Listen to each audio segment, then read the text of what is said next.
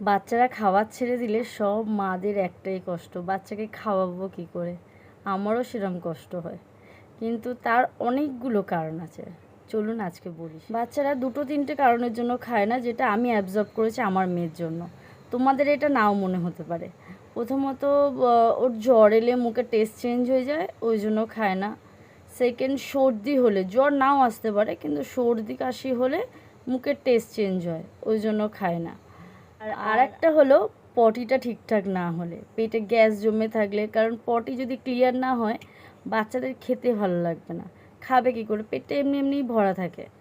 তো চেক করবেন, হয়তো পটি হচ্ছে না বলে বাচ্চারা খাচ্ছে না, হয়তো গ্যাসের জন্য হজম হচ্ছে না ভালো বলে ওই জন্য বাচ্চারা খায়।